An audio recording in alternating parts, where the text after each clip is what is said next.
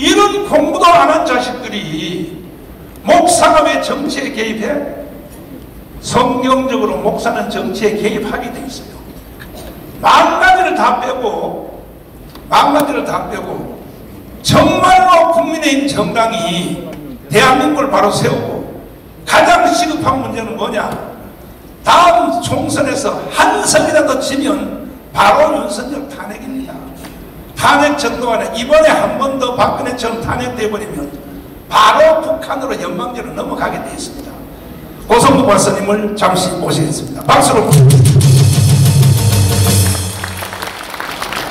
어디가 그렇게 바쁘셔가지고 얘기 끝나고 어디를 가시려고 또 다른 데 또 알바 뛰러 가시려고 그래요? 죄송합니다. 그게 아니고. 그런데 네. 제가 앉아서 들었는데 네. 헌법 논쟁하시길래 네.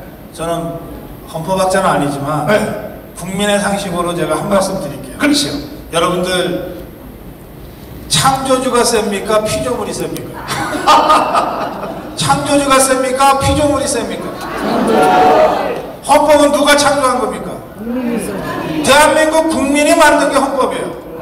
자, 그러면 헌법이 위에 있습니까? 대한민국 국민이 위에 있습니까? 그 국민이 모여서 국민이 명령한 것이 광화문 국민대혁명입니다. 진짜 광화문 국민대혁명이 위입니까? 헌법이 위입니까? 이것은 대중민주주의의 기본에 해당되는 거예요. 대한민국 국민만이 헌법을 뜯어고칠 수도 있고 폐기할 수도 있어요. 맞습니다. 우리 2019년에 광화문 국민대혁명은 헌법이 완전히 무너진 상태에서 헌법의 창조자인 우리 국민이 일어났던 겁니다. 그래서 대한민국을 다시 세운 거예요. 만세! 우리 정광훈 목사가 서 있었던 거예요. 이렇게 간단한 문제를 보고 이렇게 여러 차례 논쟁을 해서 김학선 교수님 공부 좀 하십시오.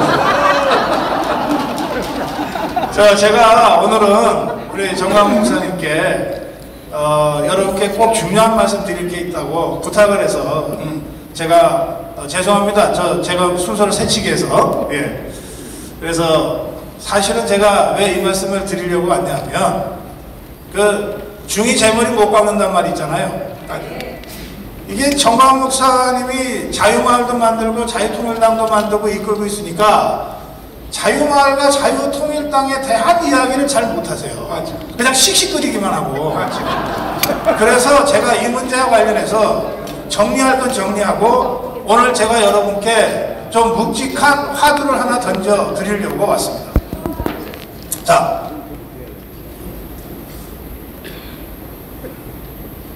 우리 광화문 자유우파 애국 세력이 없었다면 정권 교체 가능했을까요?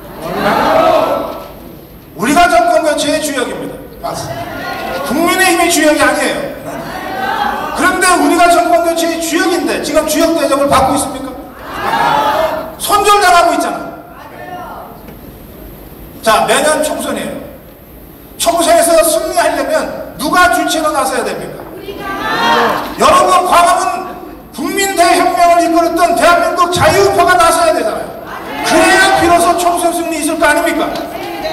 그런데 지금 국민의힘이 전부 합쳐서 뻥튀기해서 300만 당원밖에 안 되는 저 국민의힘이 자유우파는 완전히 배제하고 자기들이 총선을 이길 것처럼 얘기하고 있어요. 그래서 저 국민의힘한테 맡겨둬서는 아무것도 안 되겠다고 하는 위기의식을 저나 여러분이 갖게 된 겁니다. 그런데 제가 보기에 우리 정광훈 목사님이나 여러분이나 자유마을이나 광화문 애국 세력들이 전략이 없어요. 전략이 없어요. 그러니까 전략 없이 모여다니다 보니까 국민의힘의 위협에 계속해서 끌려다닐 수밖에 없었던 거예요. 국민의힘이 여러분들 자유우파를 어떻게 위협했냐? 야, 그냥 놔둬도 돼. 저 집토끼들이 어디가? 우리는 중도만 잘 잡으면 돼. 신경 쓸 거 없어. 지것들이 안 죽으려면 우리 찍겠지. 이런 식으로 위협한 거예요. 여러분들 위협 당하셨죠? 그래서 위협 당해서 어쩔 수 없이 국민의힘 찍고 윤석열 찍었지만 찍고 난 다음에 기분이 어땠어요? 찝찝하지. 어쩔 수 없어서 찍지만 진짜 좋아서 찍은 건 아니잖아. 그런데 우리가 보통 선거는 민주주의의 축제라고 얘기해. 그럼 선거 치른 다음에 내가 지지하는 당 찍고 내가 지지하는 후보 찍은 다음에 기분이 좋아야 될 거 아니야. 여러분들 선거한 다음에 기분 좋은 적 있어요? 아, 나는 진짜로 자유통일당 찍고 싶은데 어쩔 수 없이 또 국민의힘 찍었네, 이러고 있잖아. 당장 강서구청장 선거, 아니 자유마을이 2만 1,000명이라며. 맞아요. 근데 그 2만 명 가까운 사람들이 자유마을 회원이면서도 찍을 때 가서는 어쩔 수 없이 누구 찍었어?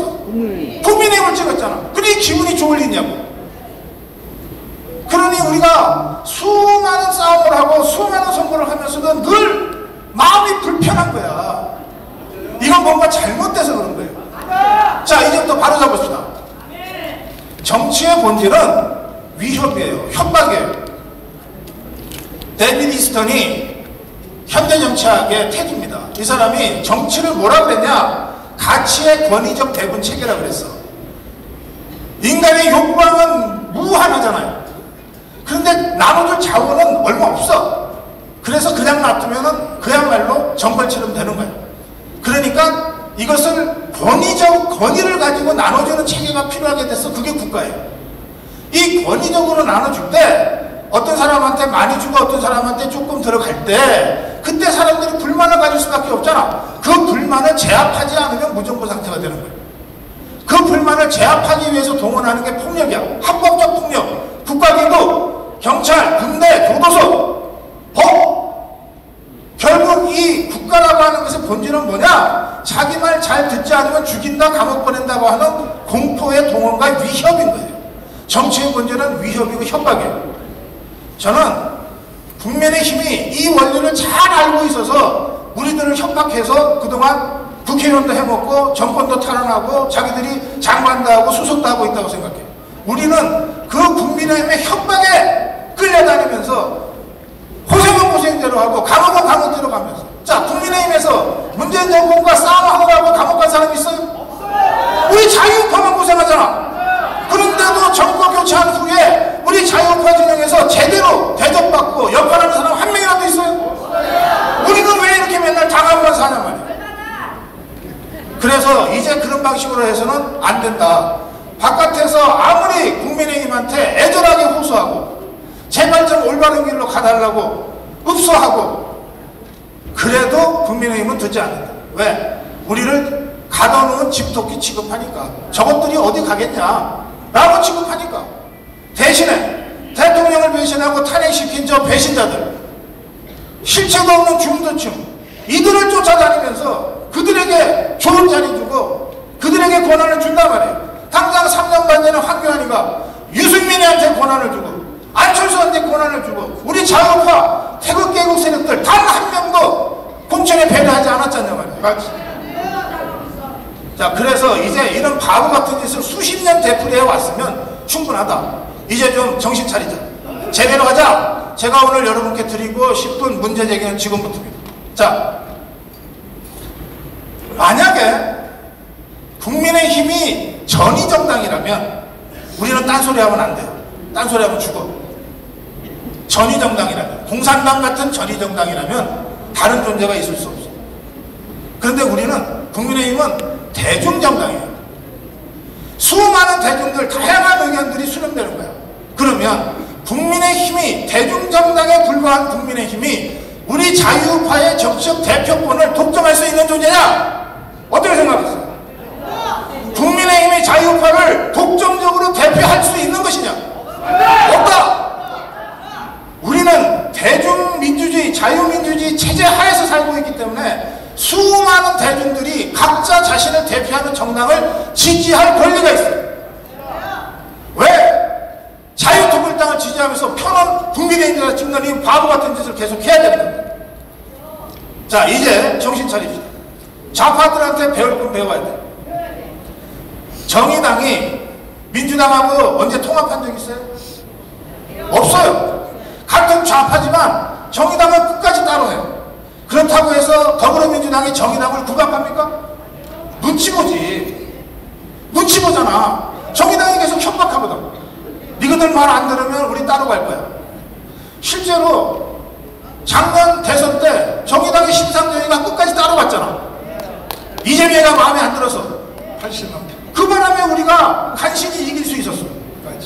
그렇게 해서라도 자기들의 가치와 주장을 관철시켜 나가는 게 좌파들이에요.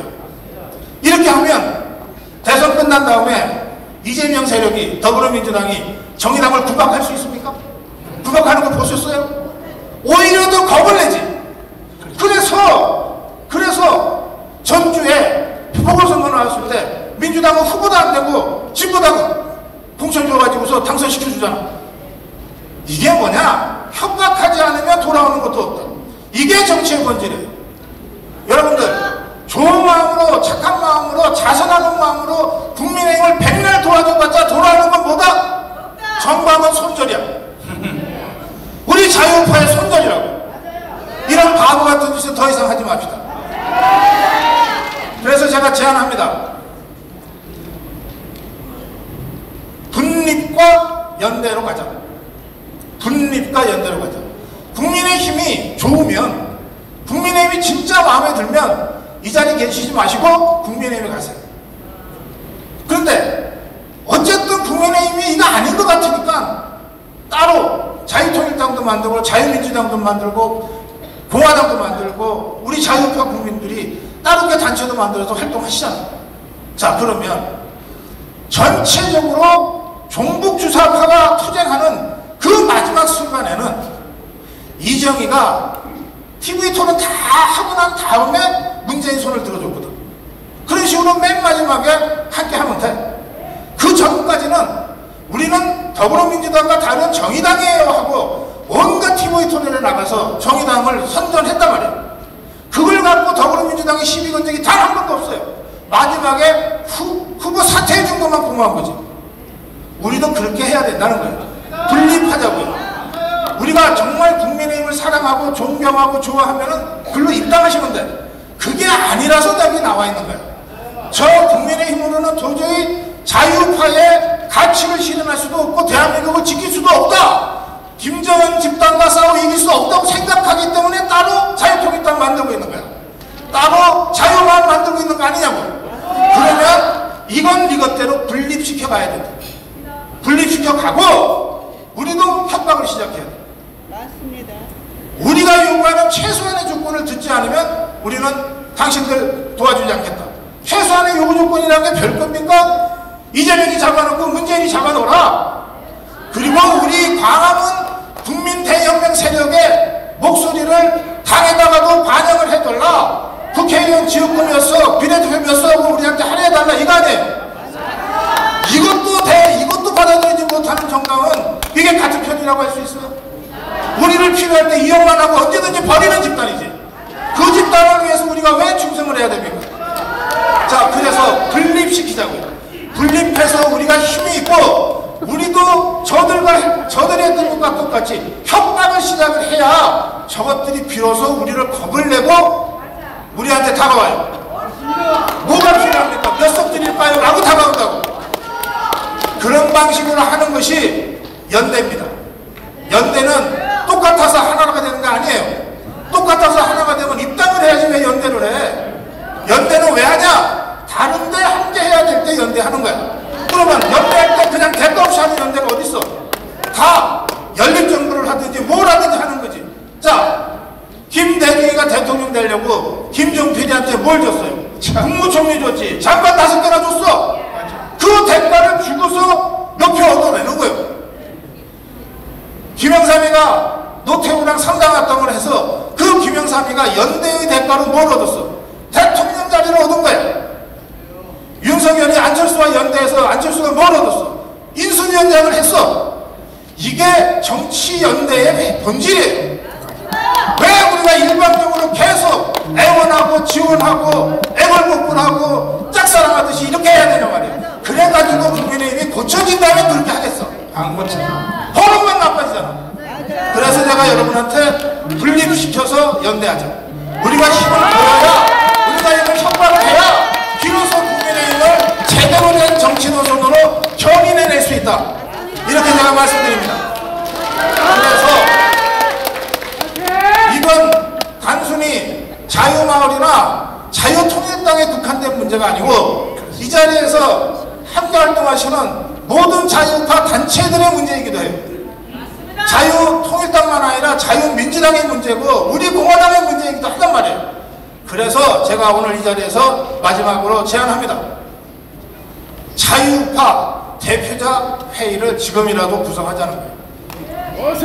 해서 국민의힘에 대해서 요구할 거를 공개적으로 당당하게 요구하자. 부탁하고 애원하지 말자. 부탁하고 애원해서 이루어지는 정치는 하나도 없다. 무시당할 뿐이다. 손절당할 뿐이다. 이제 제대로 우리를 먼저 세우고 우리의 힘을 보여주면서 협박해 들어가자. 그게 정치의 본질입니다. 정확하고 당당하고 구체적으로 우리의 요구가 이러이러하다. 언제까지 대답하라. 그렇지 않으면 우리는 끝까지 우리 길을 가겠다. 그렇게 협박해야 비로소 뭐가 돼도 된다. 그걸 하기 위해서 정광훈 목사 혼자서 나서게 하지 마시고 자유마을이나 자유통일당 혼자 나서게 하지 마시고 광화문에 모였던 모든 자유파 단체들이 대표자 회의를 지금이라도 결성해서 이 문제를 진지하게 논의하는 그런 진정한 자유파의 승리의 길을 여러분들께서 만들어 주실 것을 제가 제안합니다. 고맙습니다. 박수하겠습니다. 갔다가 다음에 부를 때 또 오셔야 돼요. 네. 자, 한번 물어보겠습니다. 현재 한동훈 법무부 장관이 비대위원장이 됐는데 국민의힘 정당 가지고는 국회의원 선거 내년 4월 10일에서 국민의힘 정당 하나만 가지고 이길 수 있을 것 같아요. 이겨요? 그런데도요, 주옥순이가요, 저기 와 있어요, 지금. 이따 나와서 또 연설도 할 거예요. 벌써 어제 한동훈의 연설에 빠져가지고 막 허우적허우적하고 막 목사님 이거 들어보시라고 내가 강운 운동하면서 속 박아들었어요.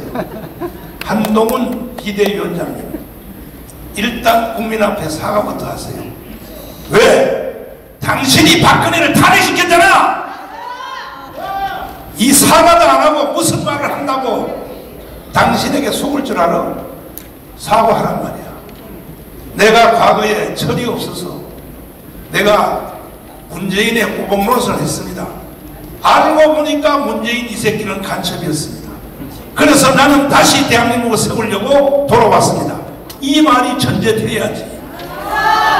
이 말에 전제 없이 무슨 연설해서 여기요, 이미 어제 한동훈의 연설에 감동된 사람 여기 거의 90%야. 이게 바로 멍청한 자유우파들이라는 거야. 지금 고성호 박사님이 하는 말도 똑같은 말이에요.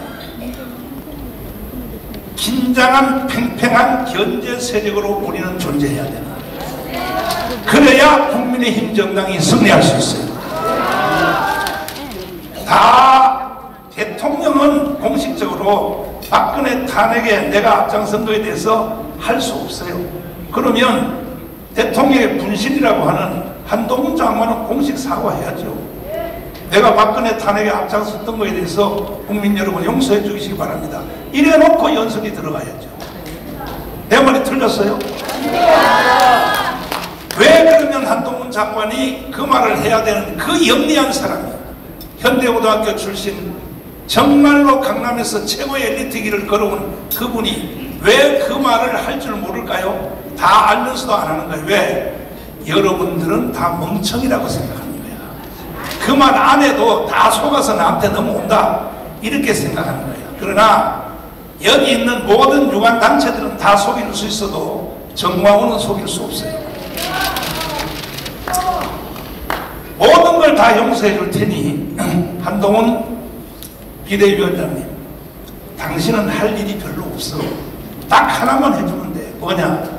다음 총선 후보를 자유우파 모든 정당에 경선으로 후보를 결정하겠다. 이 말 한마디로 끝나는 거예요. 이 한마디로. 이 말 한마디 하면 왜 그러냐. 우리는 선거할 때 보면 후보가 4명, 5명이 나와. 저쪽은요, 정의당까지 합해서 1명이 나와요.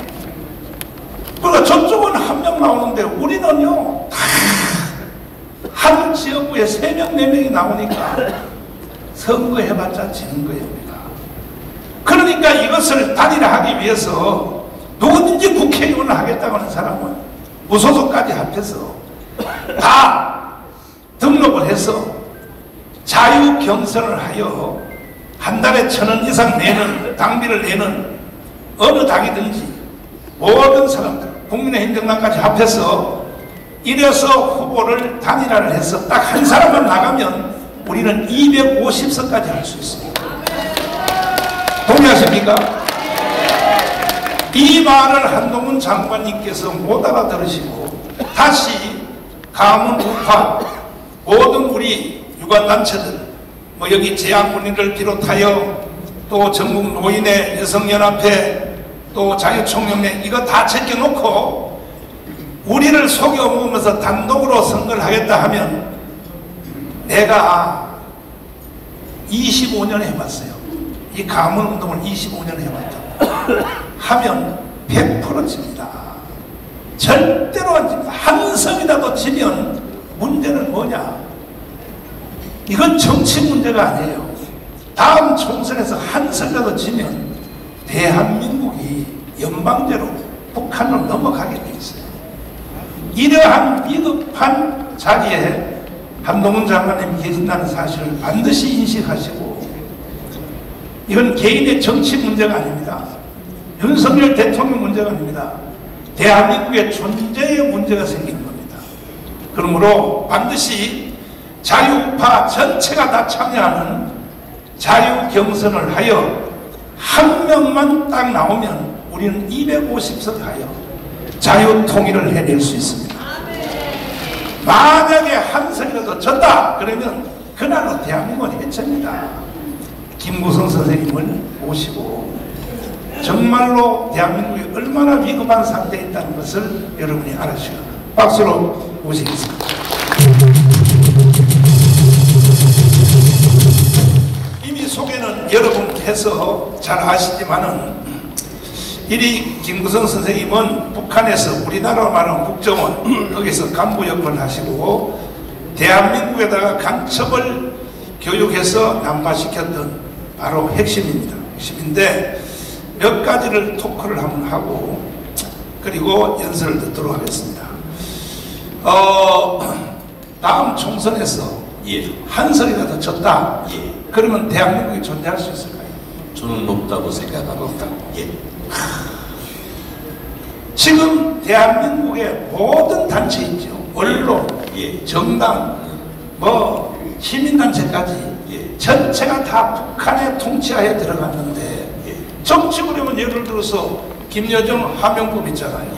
김여정 걔가 공포선 날리지만 법 만들어 그러니까 바로 국회에서 만들잖아요. 대북정당. 아니 이게 대한민국 국회예요, 평양 국회예요 이게.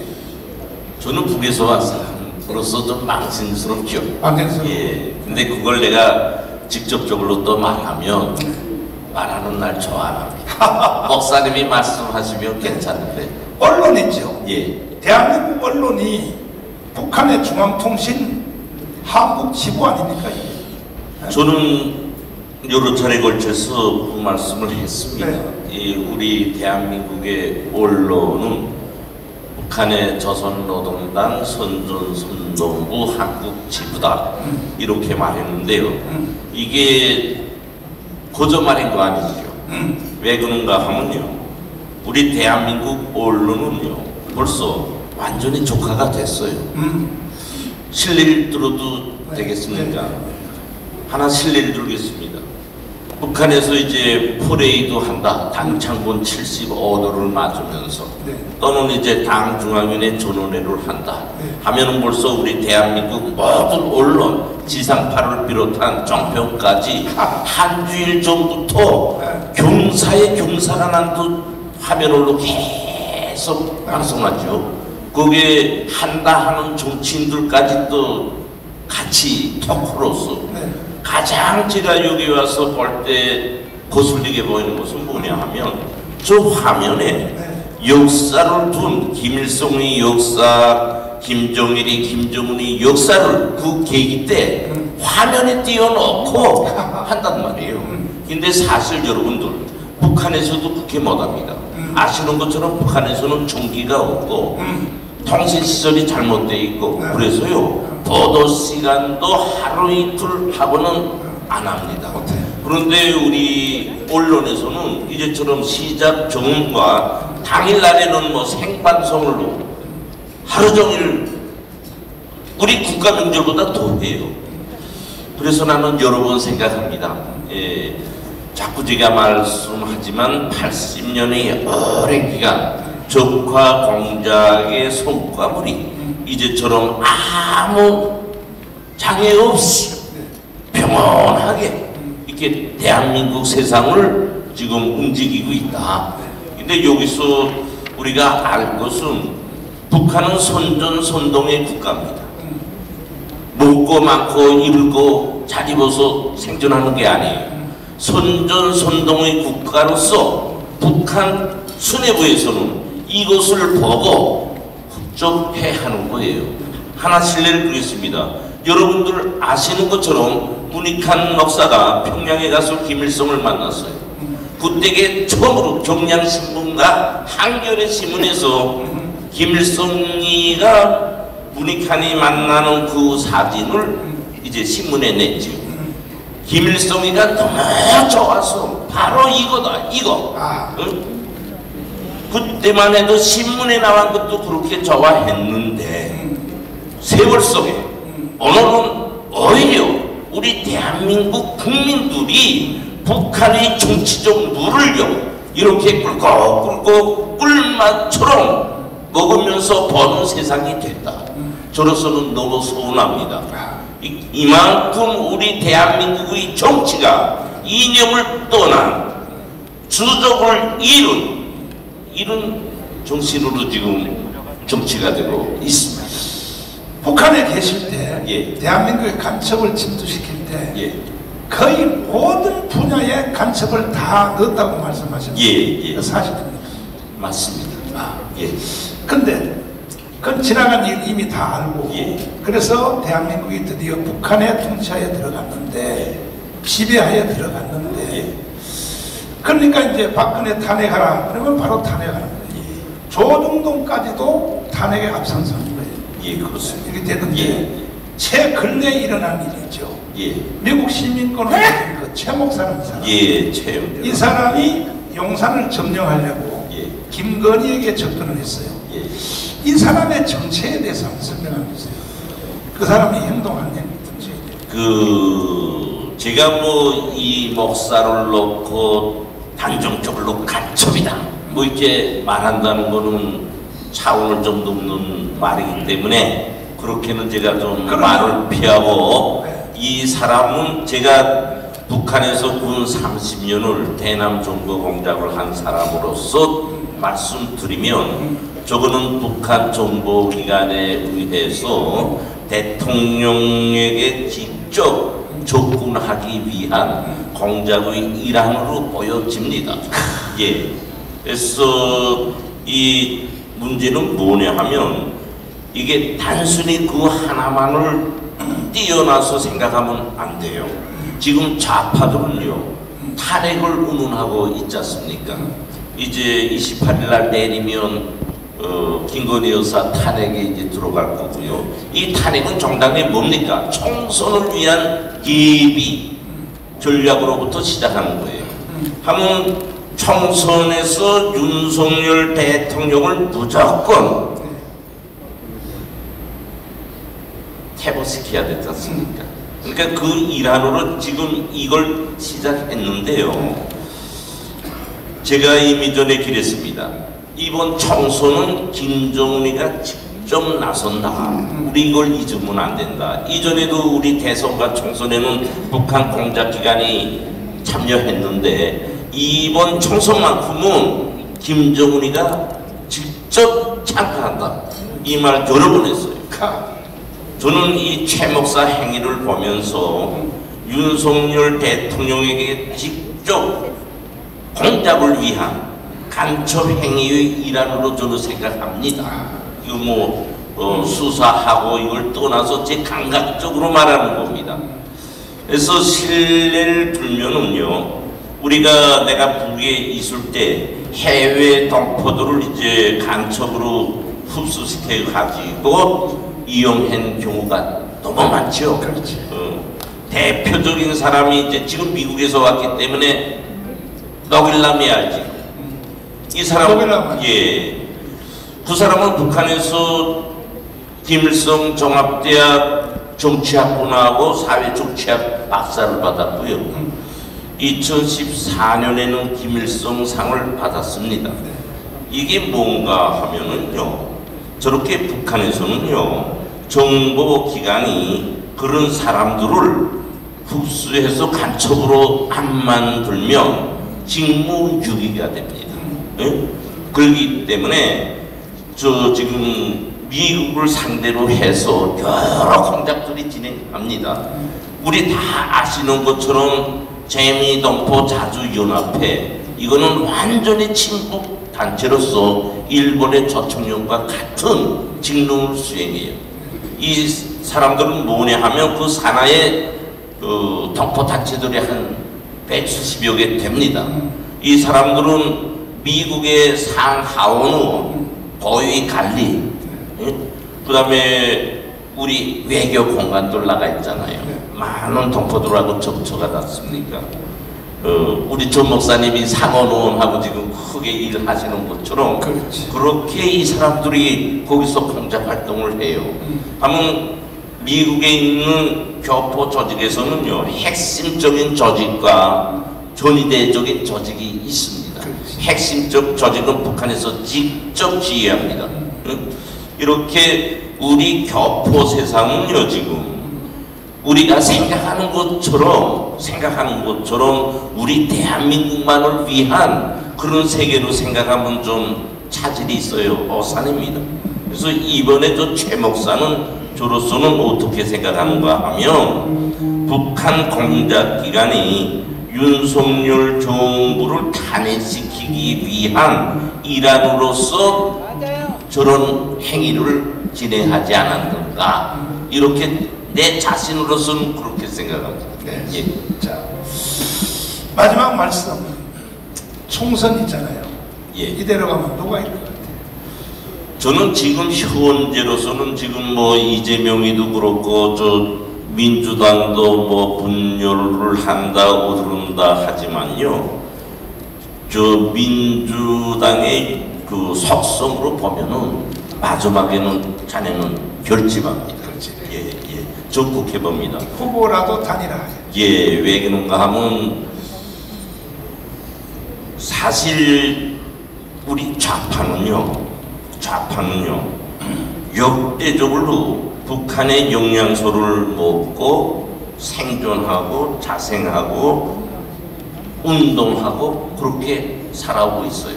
그래서 오늘처럼 조직화가 잘 돼 있습니다. 이제 그 분열하지 않고 단일화로 마지막 승부수를 본다는 것은 북한에서 그렇게 하라고 저는 꼭 생각하고 있습니다.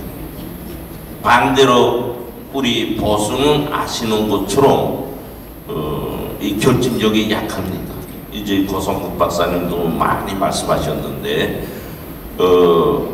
제가 생각할 때는 저도 이전 대한민국에 와서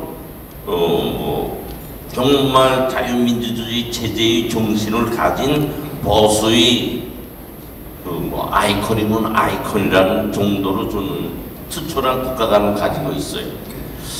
근데 제가 우리 보수당을 생각할 때는 안타깝습니다. 저도 이제 정광훈 목사님과 함께 자유통일을 위해서 생명의 위험을 무릅쓰고 지금 가고 있어요.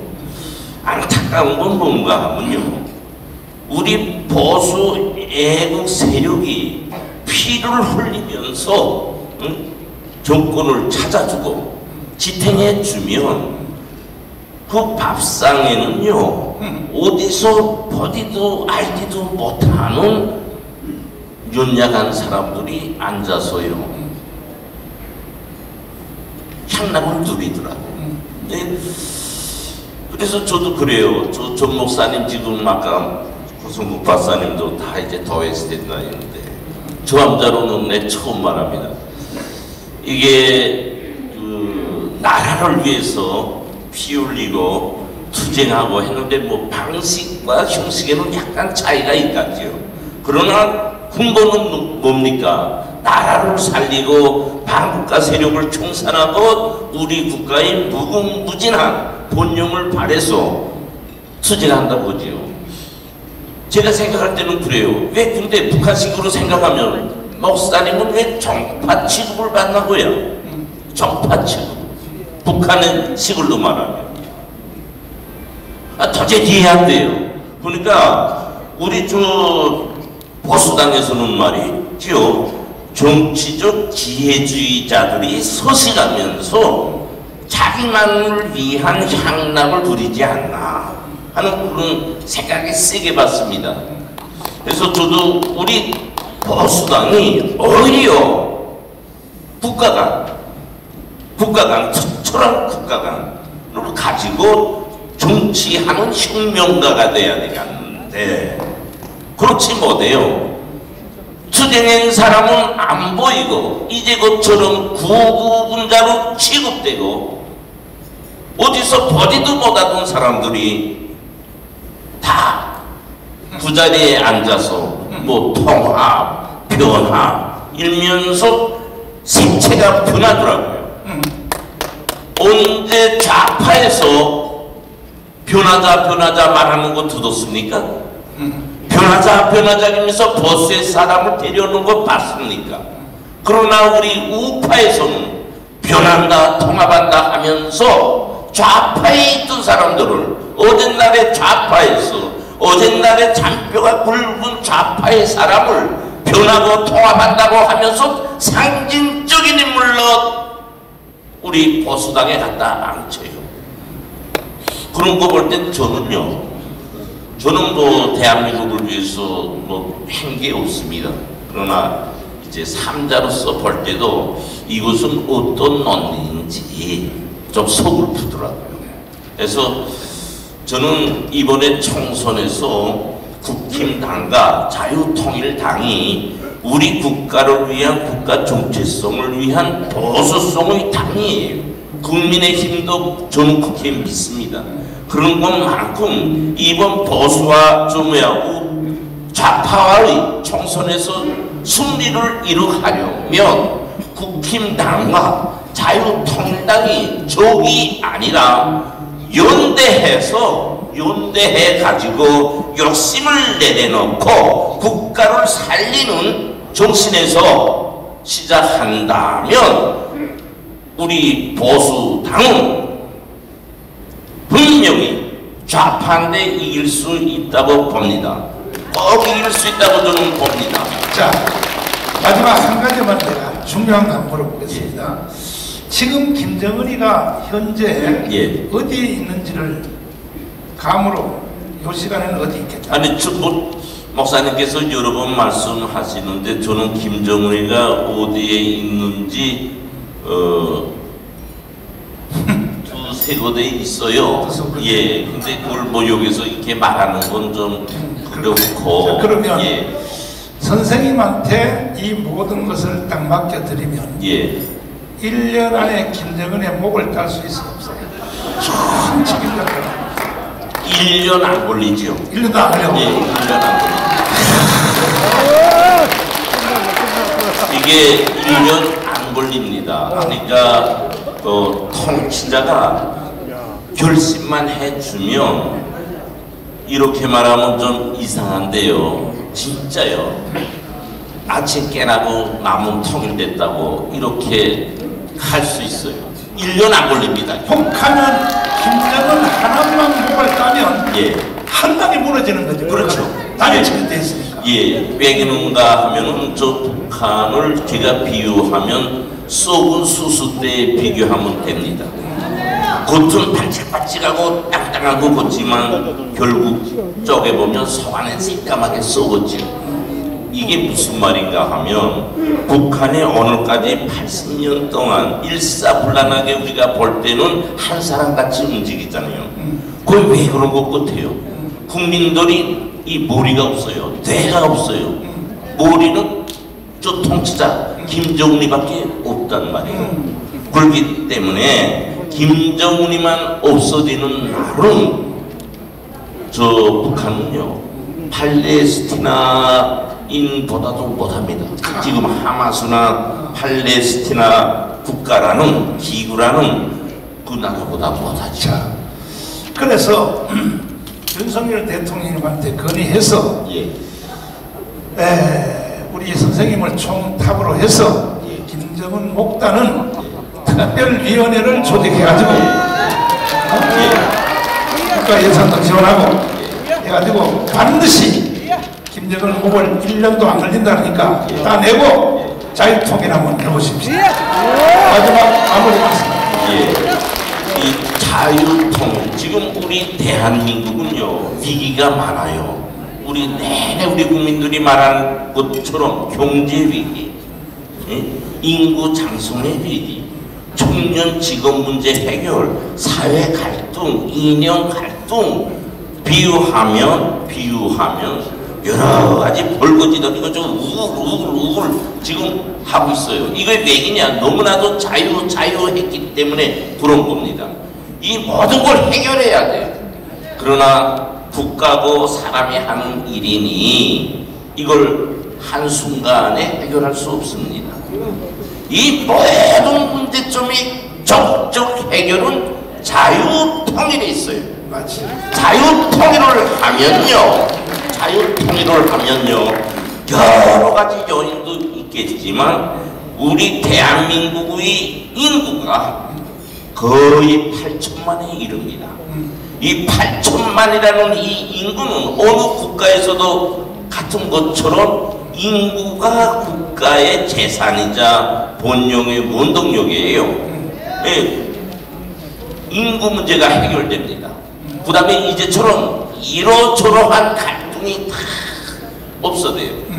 국하고 우리 정부는 대단한 부자가 돼요. 왜 부자가 되냐? 북한의 땅은 모두 국가의 땅입니다. 지금 우리 대한민국 정부가 뭐 개발을 하고 뭘 하려도 사야 되잖아요. 뭐 충돌이 생기잖아요. 저 북한 땅 정부가 우리 정부의 땅이 되니까 우리 국민 앞에 정부의 힘이 그만큼 강해집니다. 세 번째는요, 북한에는요 구몬보화가 가득 차 있어요. 지하자원. 예, 지하자원이 뭐 꽉 차 있습니다. 꽉 차 있어요. 이것을 우리가 쓰면요, 이제 우리 목사님께서 내내 그러잖아요. 이제 자유통일되고 정상화가 되면 6개월만 우리 국민 일하면 된다. 이전에 리비아도 그렇게 살지 않았습니까? 기름 팔아서. 그것처럼 우리들이 물질 문화 생활은 우리가 지금껏 느껴보지도 못하고 굴려보지도 못했던 그런 천국으로 된다. 그러니까 인구 문제가 해결돼서 물질 영역에서도 또 모든 문제가 해결되고 총적인 국가의 국력은 G2 국가로 간다는 것은 너무나 지당한 일입니다. 뭐 일인말 수없이 하니까. 그런데 끝으로 하고픈 말은 무슨 말씀을 하고픈가? 우리 대한민국은요 지금 여러 애로가 있지만 북한에 비유하면요 우리 국민들 모두가요 김정은이보다 잘 산다. 예? 김정은이 비행기 타고 가고픈데 못 가요. 응? 먹고픈 거 우리 국민들처럼 다 못 먹는다고 공수하다 갔다가 먹으니까 이렇게 우리 국민들이 잘 사는데요. 제가 지금 말하고픈 거는 왜 그러면 자유통일을 못하고 있는가? 왜 못하고 있는가? 군사도 비교할 수 없이 물질적 토대, 경제적 토대, 국민의 삶도 다 북한하고 비교할 수 없어요. 딱 한 가지 사상 정신적 기백이 없기 때문이에요. 자유통일 이 우리 민족의 수건이라는 의지가 부족하기 때문에 잃고 살고 있기 때문에 자유통일이 안 되고 있어요. 그러니까 이 자유통일은 이제는 정치인들한테 맡기면 안 되겠다. 우리 국민 매개인이 주체가 돼서 자유통일을 서로 하면 자유통일이 됩니다. 그래서 우리 그렇게 약속합시다. 우리가 잘 먹고 잘 살고 더 강한 국가로 가기 위해서는 자유통일 하자. 근데 왜 못했냐? 알지 못해서 자유통일을 못했어요. 북한에 대해서 속들이 알지 못했기 때문에. 그러나 자유통일은 가장 쉬운 곳이고 가장 쉬운 대상이 북한이에요. 이제 그처럼 김정은이 하나 멱다면 끝납니다. 자, 네. 박수하겠습니다. 감사합니다. 미국의 아이비리그의 많은 학자들이 하버드 대학교 경제학 교수 로버트 베로라든지 통일하게 하는 말이 한국과 북한이 통일이 되면 한국에 있는 자본과 기술, 북한에 있는 노동력과 지하자원이 붙으면 경제학 교과서를 새로 써야 된다는 거예요. 바로 이건 세계에서 제1등 국가가 하는 거예요. GNP가 30만 불, 40만 불도 넘어가는. 그래서 교과서를 새로 만들어야 된다는 거죠. 그런데도 왜 자유통일을 안 하느냐 이거야. 그래서 여러 가지 이유가 있지만은 저는 반드시 3년 안에 자유통일을 하기 위하여 미국에 한 달에 7,500만 원씩 변호사 비용을 내면서 미국의 상원의원들을 설득하고 다니고 있습니다. 김무성 선생님하고 외부의 환경을 내가 만들고 김무성 선생님은 1년도 안 걸린다니까 목다는 거. 그래서 반드시 해서 윤석열 대통령을 자유통일 대통령으로 만들어 보자. 그러기 위해서는 우리 여기 강원 우파 여러 단체들, 전국 노인회, 자유총연맹, 이북 오도민 전체 여기 단체들이 다 모였는데 우리가 정신을 차려야 돼요. 내가 강원운동을 30년 40년 하면서 정말로 내가 속이 뒤집어지는 것이 뭐냐.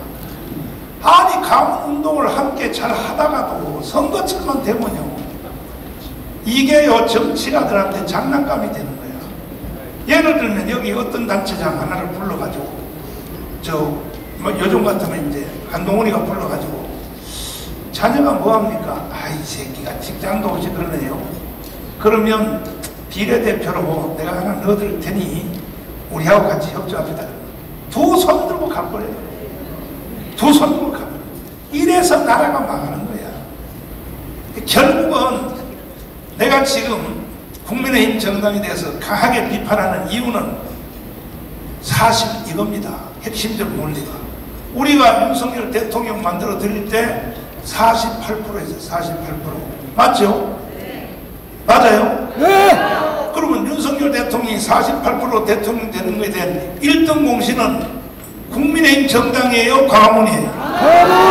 맞죠? 네! 만들어줬으면 단 1%라도 높여서 49%, 50%, 55%, 현재 60%까지 가야 되는 거예요, 지지율이. 그런데 지금 지지율이 35% 이하로 내려가 있어요. 이 책임 누가 져야 돼요? 가문이 져야 돼요? 국민의힘이 져야 돼요? 이런 걸부터 한동훈 장관은 사과하란 말이에요. 맞습니다. 광화문 이제 옛날하고 달라요. 여러분들의 장난감이 될 수 없어. 이런 근본적인 것을 사과를 해야지. 아니 여러분들이 애국 국민들이 48% 대통령 만들어 주셨으나 2년 동안 우리가 35%를 까먹었습니다. 현재 35% 가지고 대통령 지지율이 35% 가지고 총선할 수 있어요? 있냐고요? 용서 안 합니다, 저는. 그래서 우리 강화문 우파들이 정신을 똑바로 차리고 개인한테 자식들한테 뭐 직장 잡아준다 이런 걸 가지고 단체 전체를 홀딱 갖다 바치고 그런 일은 없어야 되는 거예요. 정강훈 목사가 하는 걸 한번 보세요. 내가 얼마나 문재인한테 제안을 받았겠습니까?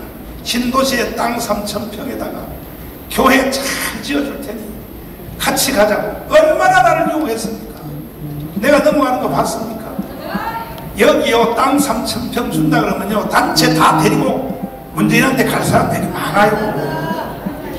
이러니까 안 되는 거야. 이러니까 이제 우리는 철저히 정신을 차리고 국민의힘 정당을 저걸 완전히 벌장물을 고쳐서 자유통일을 이루어내야 될 것입니다. 총선이 마지막 목적지가 아니라 우리는 자유통일이야. 자유통일. 동의하십니까? 시간이 없는데도 이 자리에 오셔서 시간 관계상 신혜식 대표님 어디 가셨나요? 네. 방송하러 가셔야 되기 때문에 빨리 오셨습니다. 아니요, 국민의힘 정당이 도대체 왜 저래요? 도대체 그거 한번 설명 좀 한번 해보시죠. 필요할 때만 우리를 이용해먹고 말이야. 네? 세게 한번 질러주세요. 세게 한번 질러주세요. 목사님도 너무 잘 아시겠지만 20년간 저는 이제 소위 말하는 아스팔트 광화문 운동을 해왔지 않습니까? 목사님은 30년 이상 하셨는데 그동안 국민의힘이 변하지 않는 그 기본적인 그 마음속에 있는 우파를 생각하는 그 본질은 호주머니 안에 있는 동전입니다. 네.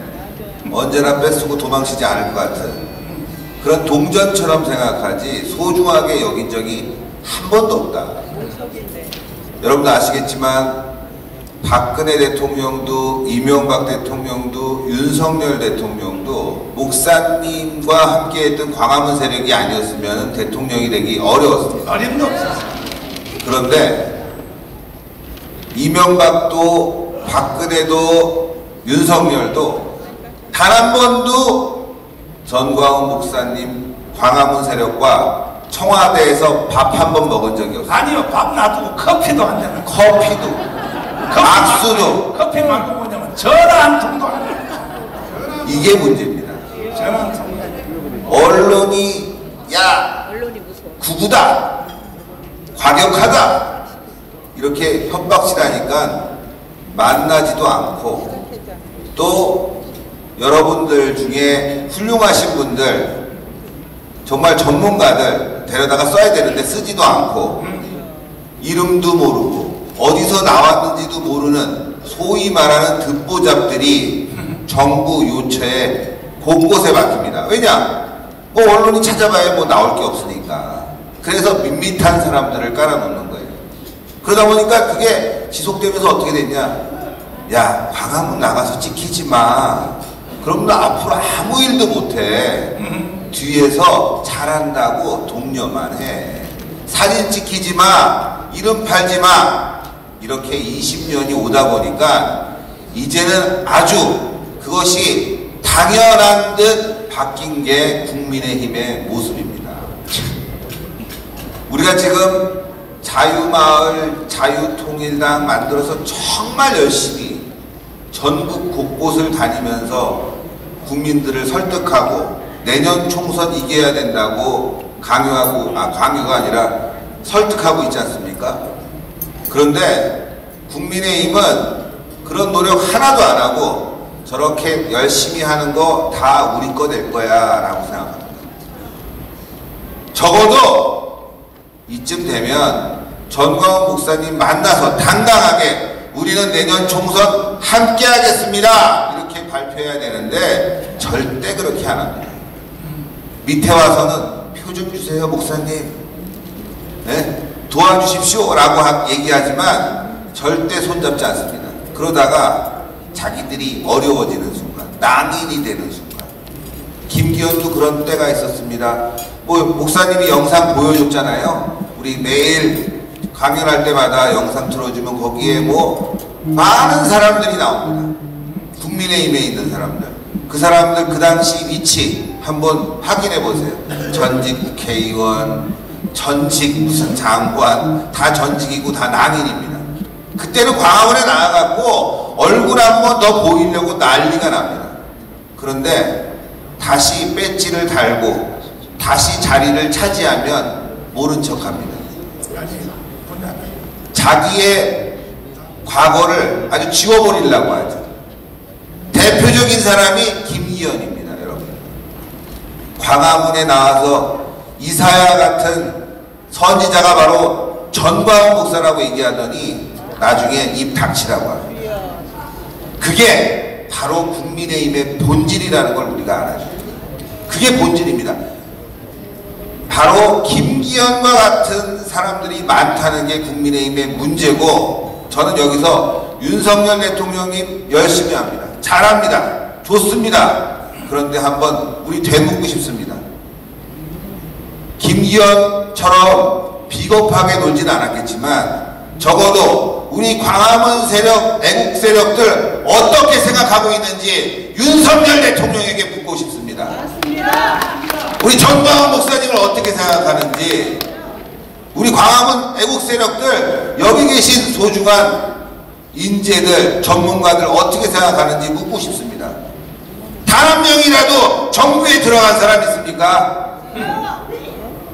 정말 한번 이분들과 뭔가를 해보겠다고 마음을 한번 합친 적 있습니까? 지금 여기에 식사 먹고 광화문 집회하고 앰프 쓰고 뭐 정부에서 단돈 1원짜리 하나라도 준 적 있습니까?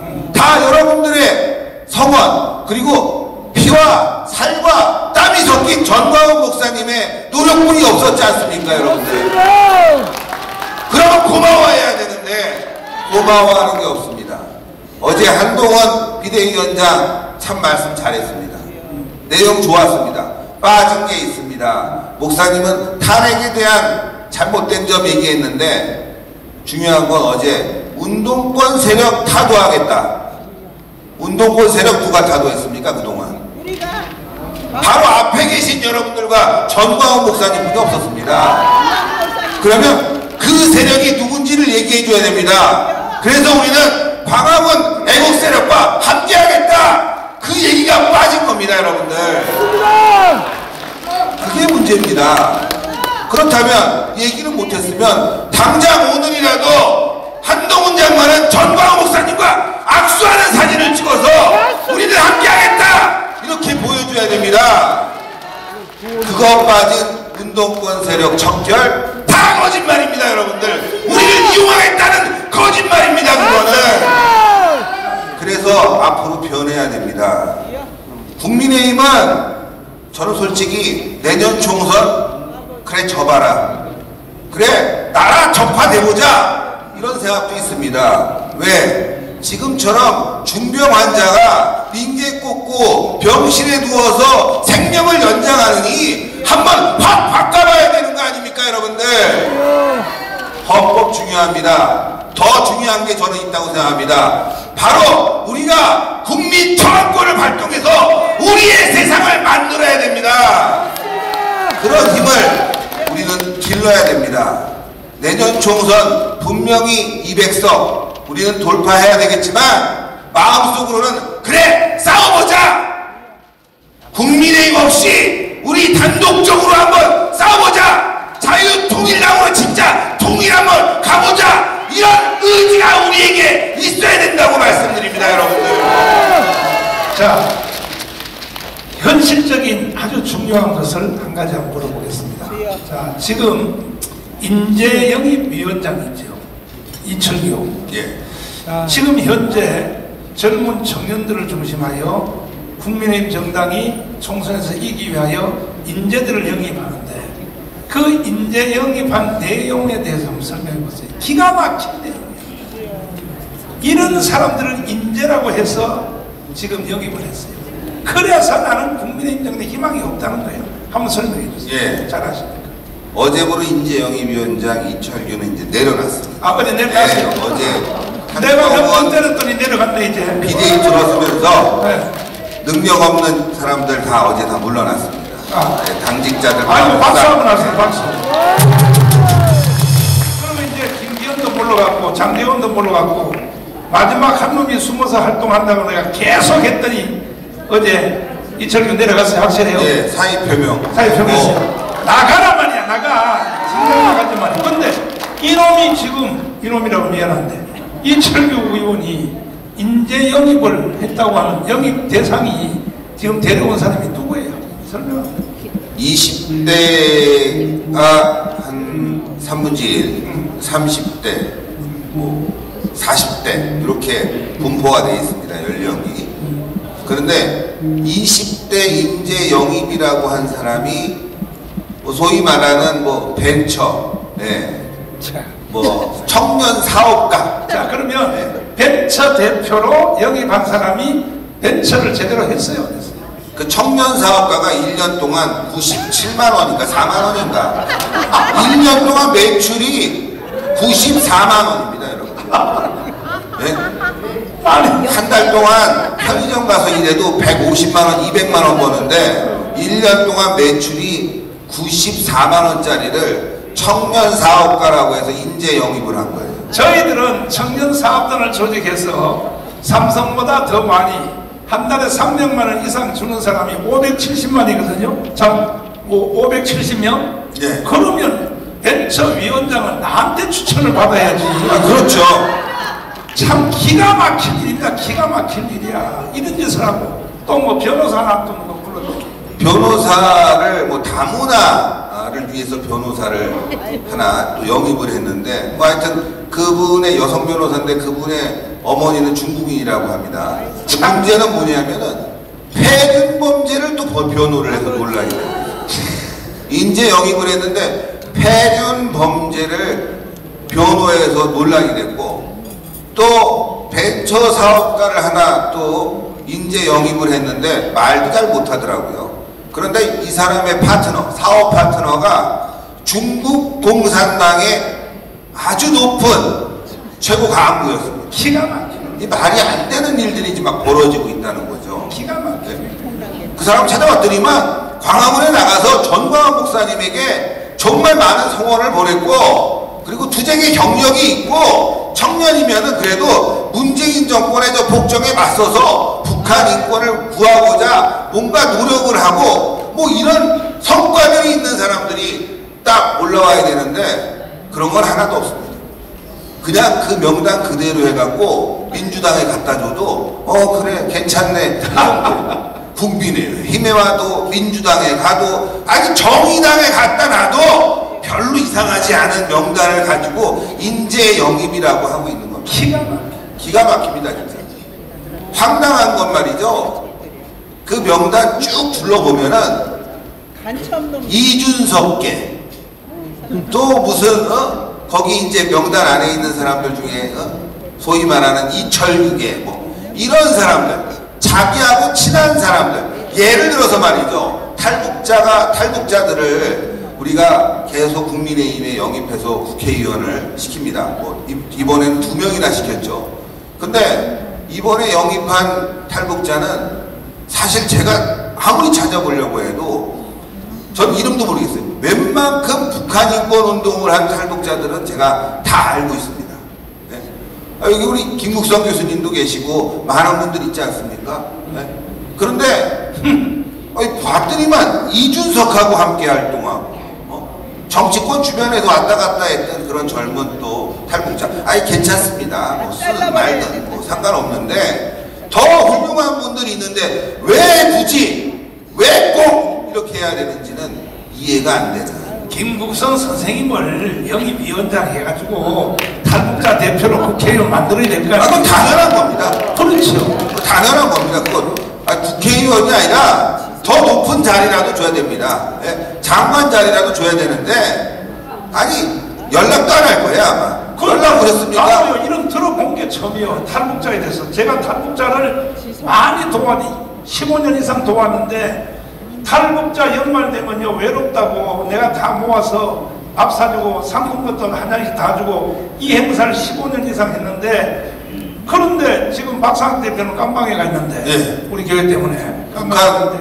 그 풍선 날리고 근데 이번에 탈북자 대표로 인재영입 한 사람 보니까 내가 들어보지도 못해서 이름을 예. 내가 들어보지도 못한 사람이야. 어떻게 이런 사람들을 그래서 국민의힘 정당은 희망이 없다는 거예요.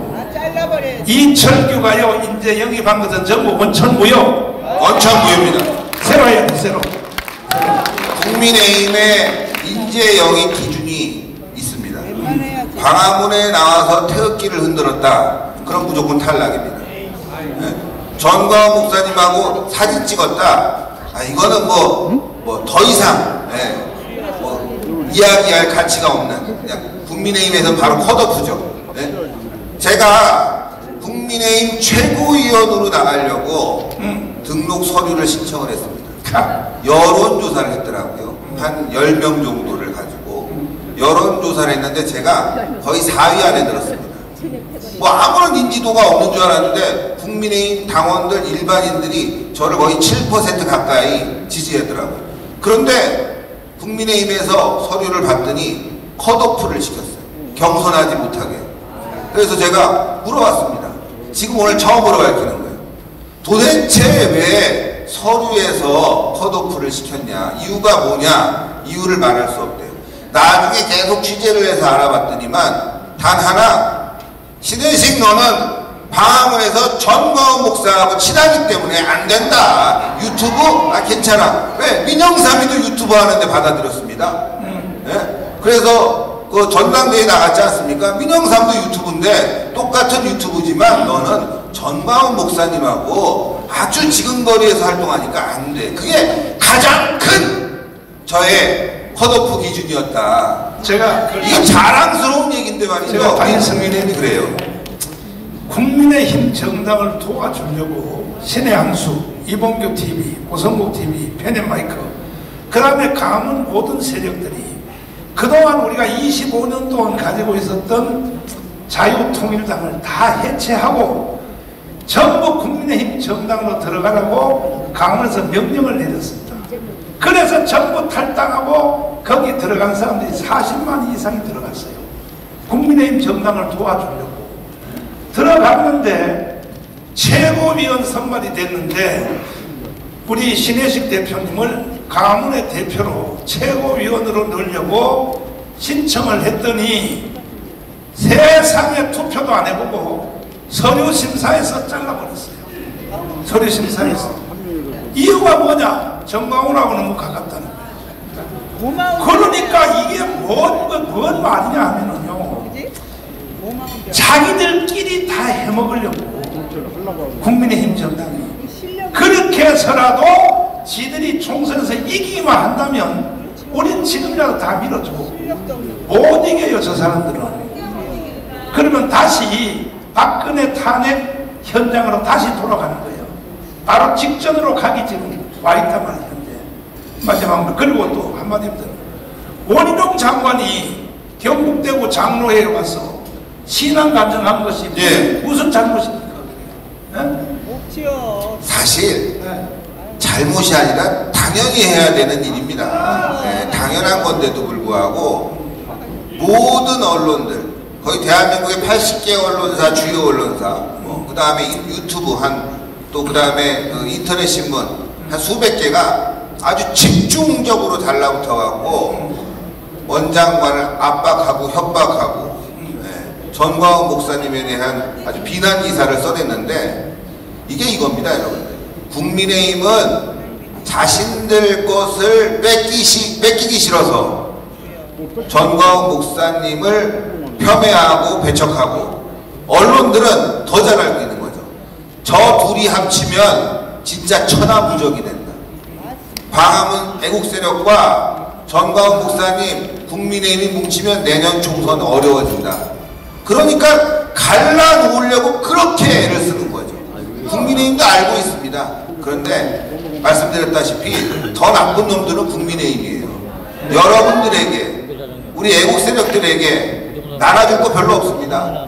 미래의 희망을 나눠줘야 되는데 그것을 자신들이 다 움켜쥐려고, 그 권력을 움켜쥐려고 여러분들을 소모품처럼, 호주머니의 동전처럼 생각하는 게 바로 국민의힘이다.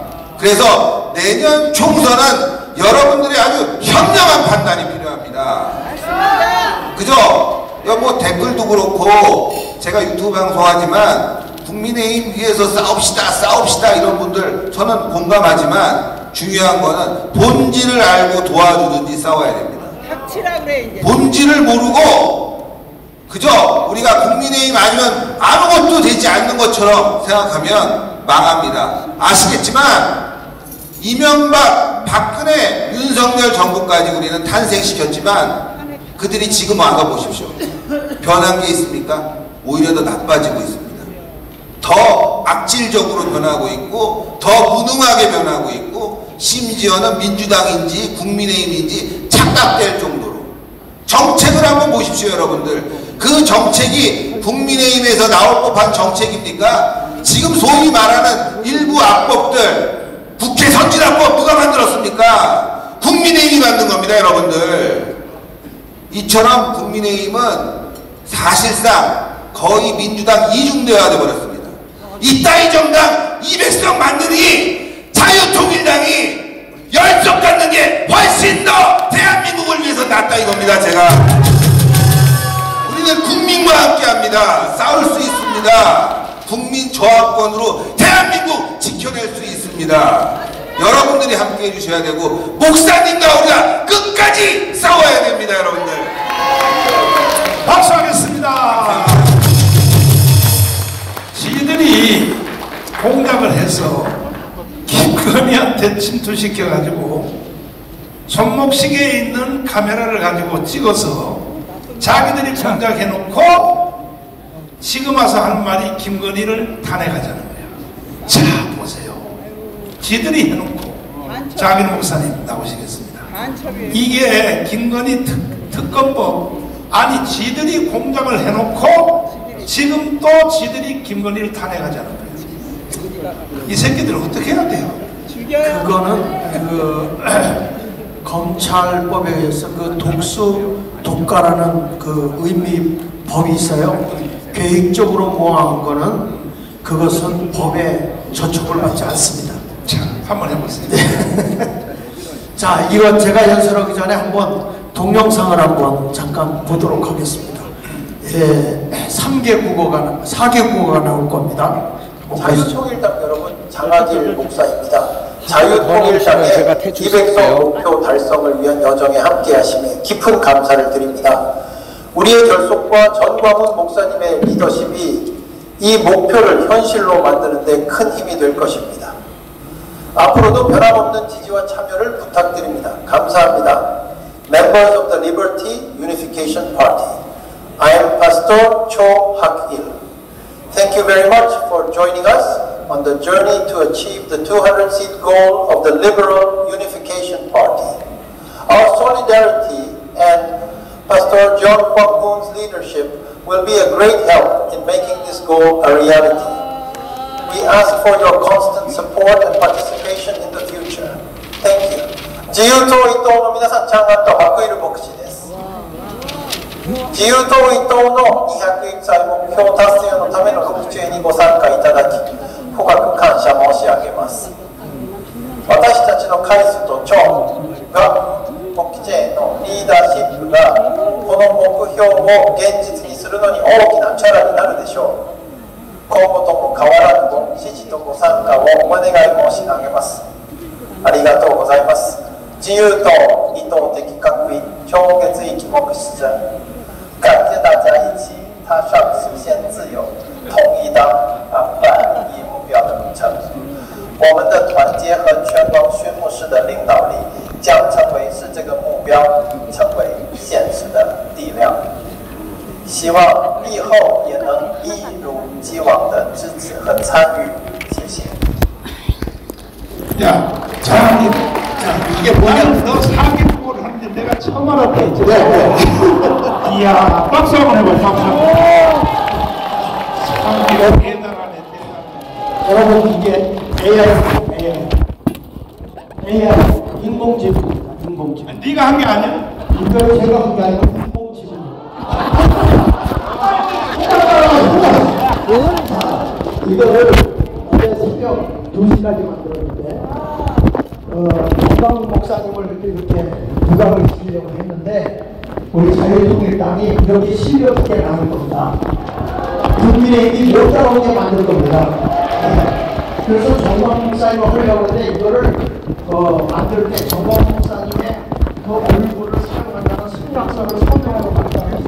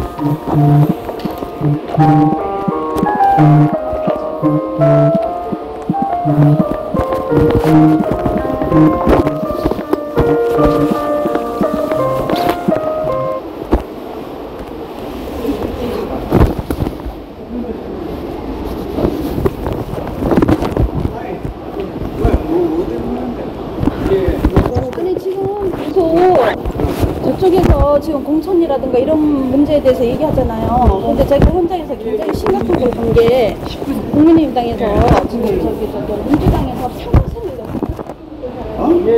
민주당에서 평생을 여태까지 활동했던 사람이 국민의힘당에 국회의원 후보로 출마하기는 경선을 들어온 것 같아요.